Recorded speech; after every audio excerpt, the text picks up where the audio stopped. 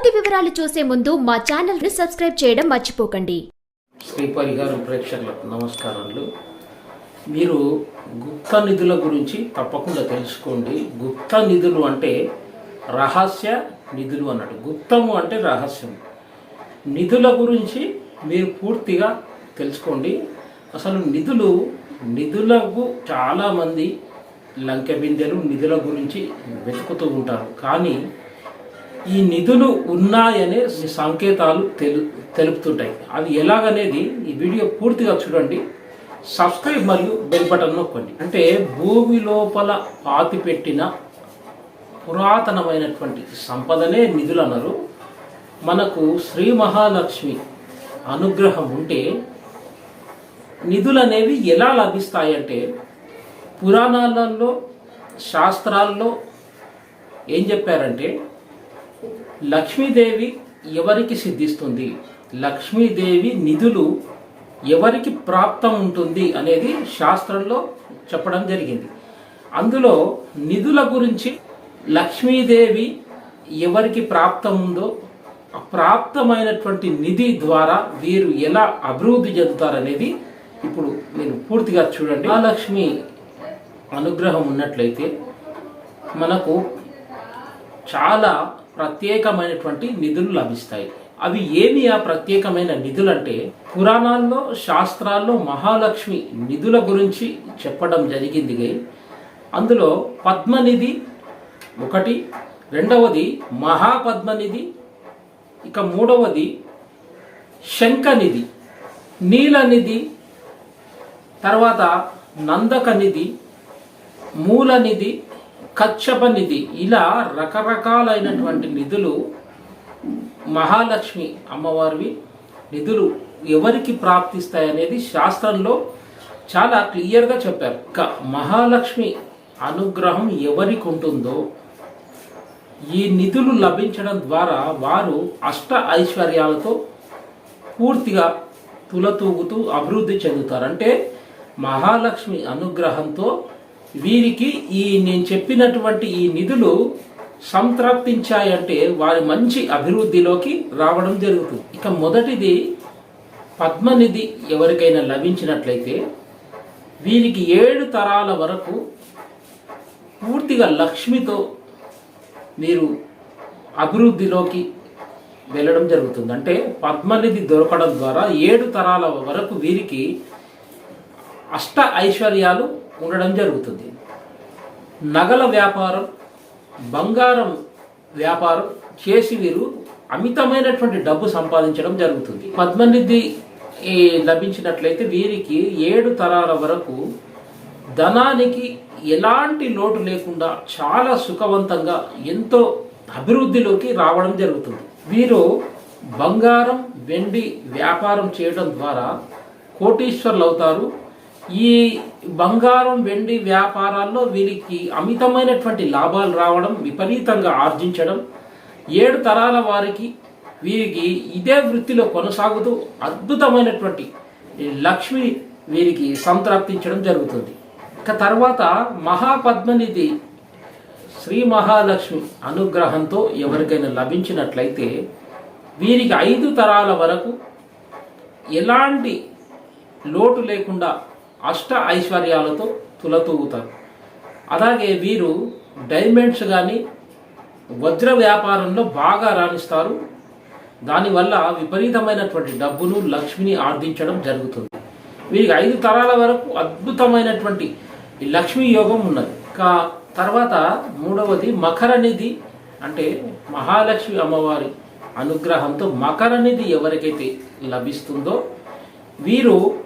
వీరికి మాత్రమే, వీరి తరం వరకు మాత్రమే ఆ సంపదను ఖర్చు పెట్టుకోవడం జరుగుతుంది. వీరిలో ఎక్కువగా ధనం ఉన్న వారికే ఖర్చు చేయడం అంటూ జరుగుతుంది. ఈ మకర నిధి లభించిన వారు ఒక తరం వరకే ఇది వారి దగ్గర ఉండడం జరుగుతుంది. అయితే ఈ నిధి లభించిన వారు ఎక్కువగా పేదవాళ్లను ఆదుకోవడం అంటూ అస్సలు జరగదు. డబ్బున్న వారికే వీరు డబ్బు వినియోగించడం, ఖర్చు చేయడం జరుగుతుంది. ఇది ఒక్క తరం వరకు మాత్రమే ఇది ఉండడం జరుగుతుంది. కచ్చప్ అనేది దొరికిన వారైతే వారికి ఎక్కువ వరకు ఉండడం జరగదు. అది వీరి వరకు మాత్రమే ఆ నిధి ఉండడం జరుగుతుంది. వీరు మాత్రమే అది అనుభవించాల్సి వస్తుంది. తర్వాత తరానికి వీరి ఎలాంటి ఈ నిధి కొనసాగించడం అంటూ ఉండదు. ఇక నందక నిధి, ముకుంద నిధి ఎవరికైనా లభించాయంటే దీనివల్ల రాజకీయ రంగంలో విపరీతంగా డబ్బు ఖర్చు చేయడం, ప్రజలకు వినియోగించడం, ప్రజాసేవకు ఎక్కువగా ఈ సంపదను వినియోగించడం, మరి దానివల్ల లాభాలు కూడా ఆర్జించడం అంటూ జరుగుతుంది. వీరికి కూడా వీరి జీవితం చాలా సాఫీగా ఎటువంటి లోటు లేకుండా కొనసాగుతారు. ఇక నీలనిధి ఎవరికైనా లభించినట్లయితే 3 తరాల వరకు ఎటువంటి లోటు లేకుండా లక్ష్మీదేవి అనుగ్రహం సంపూర్ణంగా ఉంటుంది. ఇక శంఖనిధి ఎవరికైనా సంప్రాప్తించినట్టయితే 1 తరం వారికి మాత్రమే ఈ సంపద ఉండడం జరుగుతుంది. ఈ నిధి 1 తరం వారు మాత్రమే అనుభవించాల్సి వస్తుంది. ఇక ఎవరైనా లక్ష్మి సిద్ధించింది, మంచి ఐశ్వర్యవంతులు అయ్యారు, కోటీశ్వరులు అయ్యారంటే వీరికి 3 రకాలుగా లక్ష్మి సిద్ధించడం అంటూ జరుగుతుంది.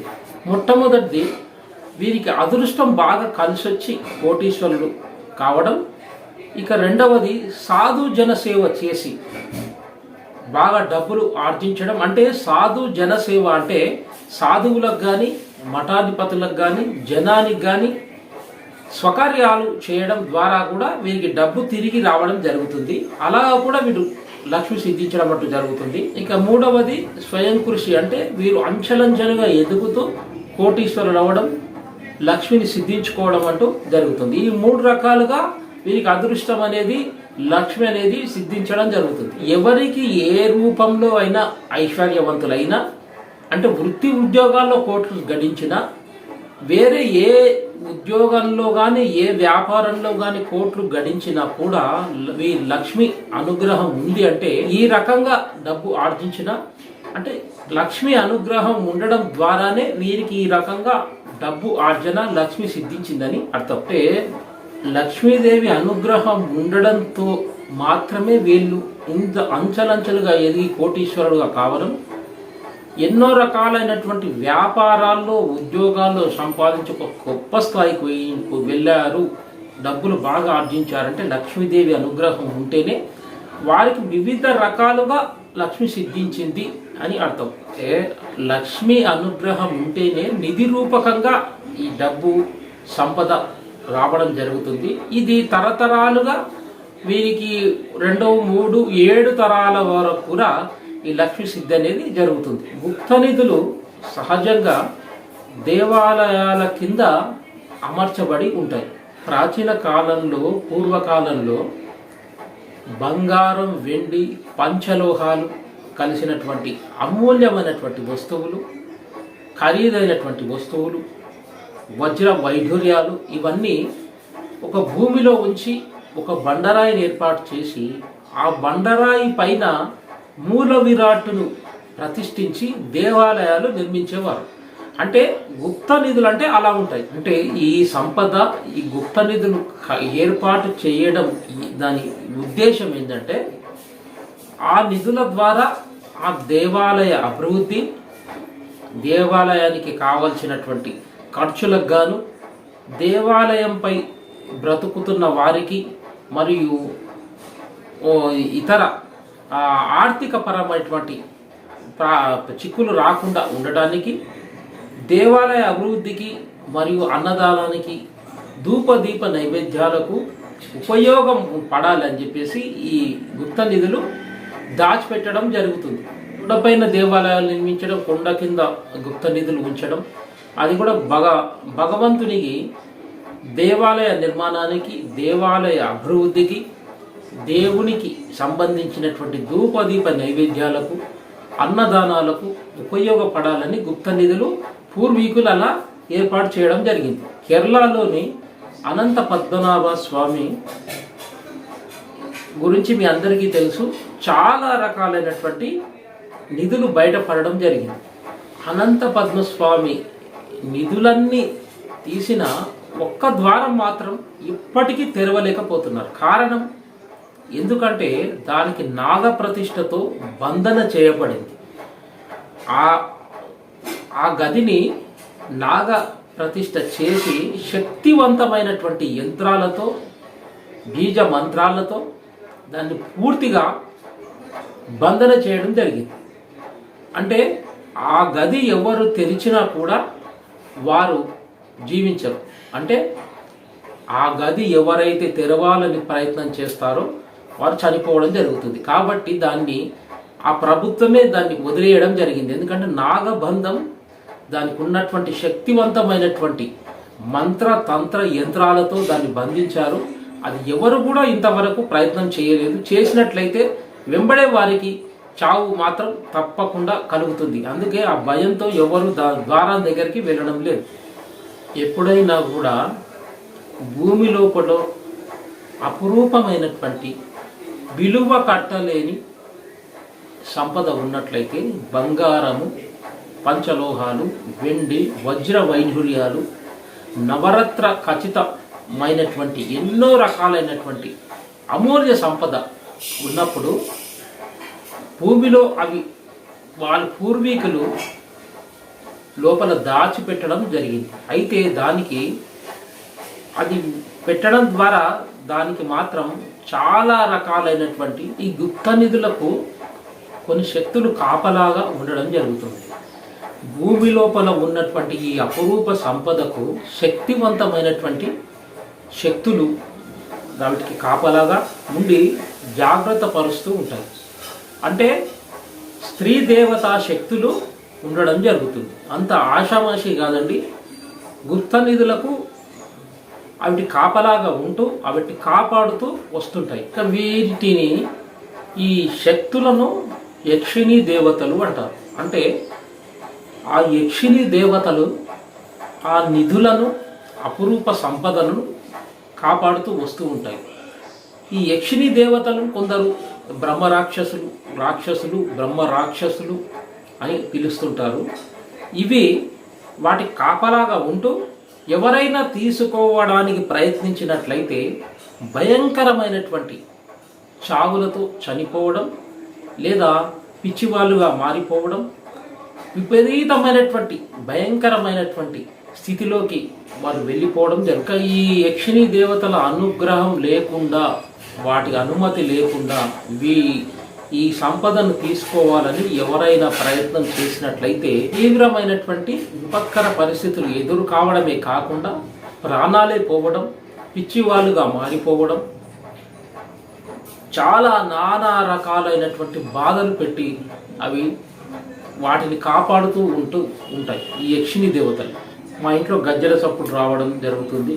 గజ్జల శబ్దం వస్తుంది, ఇక్కడ నిధులు ఉన్నాయి అని అనుకుంటారు.